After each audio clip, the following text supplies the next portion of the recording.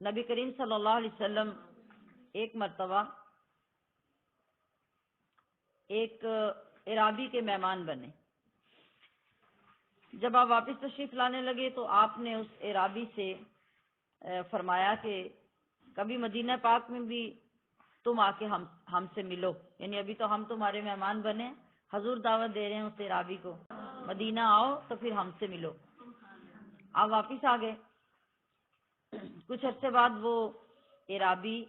مدینہ طیبہ آیا اور حضور علیہ الصلوۃ والسلام سے ملاقات کی۔ آپ علیہ السلام نے ارشاد فرمایا کہ تو میرا مہمان بنا ہے تو مجھ سے مانگو جو تمہارا سوال ہو، جو تمہیں چاہیے میں وہ عطا کروں۔ اس عرابی نے کہا کہ مجھے پالان سمیت ایک اونٹ چاہیے، آپ نے اونٹ دے دیا۔ اس نے کہا کہ مجھے ایک بکری دودھ دینے والی چاہیے، آپ نے اسے بکری دے دی، اور دینے کے بعد آپ مسکرائے۔ آپ نے فرمایا کہ تم سے اچھی تو بنی اسرائیل کی وہ بوڑھی مائی تھی، تو آپ خاموش ہو گئے۔ صحابہ کرام متجسس ہوئے، وہ عرابی بھی خاموش ہوا اور پھر پوچھا یا رسول اللہ اس مائی کا کیا قصہ ہے جو اس سے اچھی تھی؟ آپ نے فرمایا کہ تم سے زیادہ اچھی چیز بنی اسرائیل کی اس مائی نے مانگی تھی۔ جب یہ اشارہ کیا، سوال کیا گیا تو نبی علیہ الصلوۃ والسلام نے فرمایا کہ واقعہ اس طرح تھا کہ چونکہ یوسف علیہ السلام کا مزاج شریف دریائے نیل میں پانی کے اندر تھا، اب 400 سال کا وقفہ تھا یوسف علیہ السلام اور موسیٰ علیہ السلام کے زمانے کے درمیان، یعنی 400 سال بعد کم و بیش موسیٰ علیہ السلام تشریف لائے۔ تو ایک روایت یہ ہے کہ یوسف علیہ السلام نے بنی اسرائیل سے یہ وصیت فرمائی تھی کہ جب تم لوگ مصر چھوڑ کر جاؤ تو میری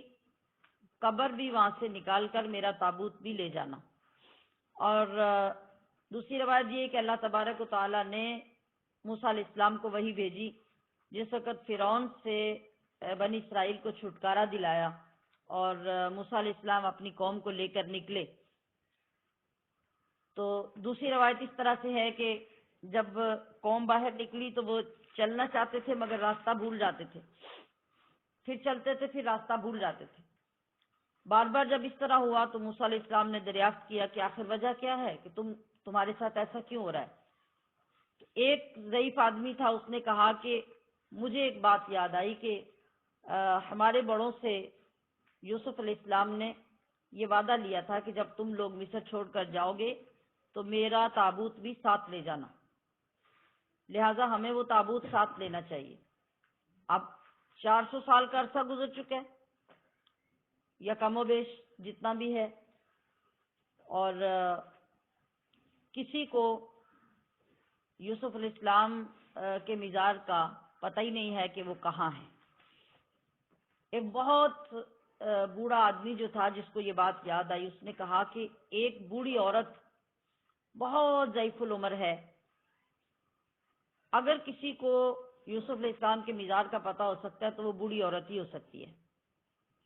اور میرا یقین ہے کہ اس کو پتہ ہے۔ یوسف علیہ السلام کے مزار کے لیے موسیٰ علیہ السلام نے یا یہ ہے کہ آدمی بھیجا یا یہ ہے کہ آپ خود تشریف لے گئے اور اس بوڑھی مائی سے پوچھا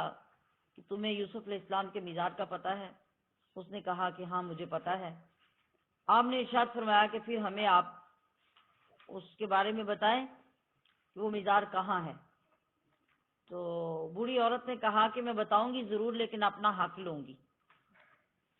اپنا حق لیے بغیر میں اتنی بڑی بات نہیں بتاؤں گی کہ یوسف علیہ السلام کے مزار کا ایڈریس دوں، وہ میں تبھی بتاؤں گی جب آپ میرا حق مجھے دیں گے اور مجھ سے وعدہ کریں گے۔ موسیٰ علیہ السلام نے فرمایا کہ بتاؤ تمہارا حق کیا ہے اور تم کیا لینا چاہتی ہو؟ اس نے کہا کہ میں آپ سے یہ وعدہ لینا چاہتی ہوں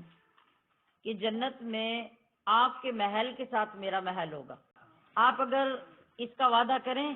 تو پھر میں آپ کو یوسف علیہ السلام کا مزار بتاؤں گی، ورنہ نہیں۔ اب موسیٰ علیہ السلام نے فرمایا کہ یہ وعدہ میں کیسے کر سکتا ہوں، یعنی انبیاء کے درجات مقامات جنت میں الگ ہوں گے، مقربین کے الگ ہوں گے، عوام کے الگ ہوں گے، تو اس کا وعدہ میں کیسے کر سکتا ہوں؟ اللہ تبارک و تعالیٰ نے وحی بھیجی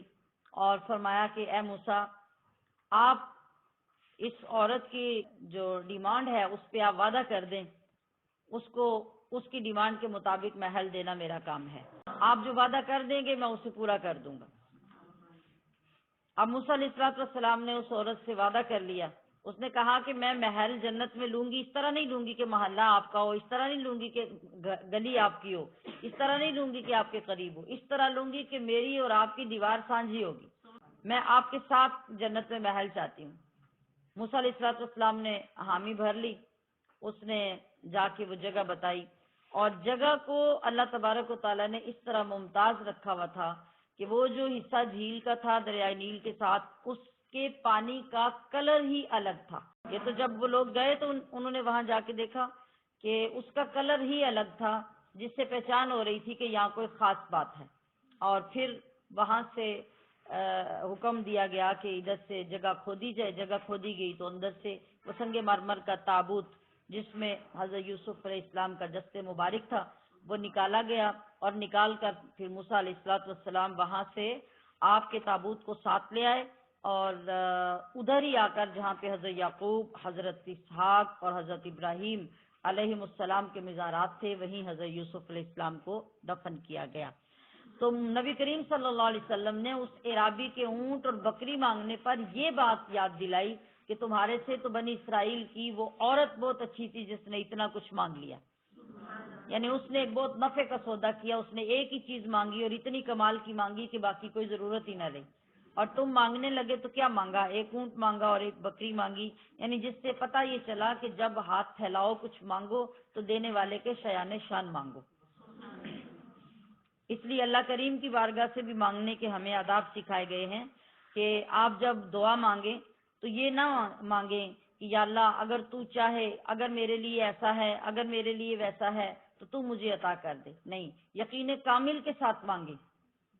جب مانگے تو پورے یقین سے مانگے، پورے تیقن سے مانگیں کہ یا اللہ یہ ہمیں عطا فرما، تو جب آپ اس یقین کے ساتھ مانگیں گے تو اللہ عطا فرمائے گا، بشرطے کہ آپ کوئی حرام اور ناجائز چیز نہ مانگ رہے ہوں۔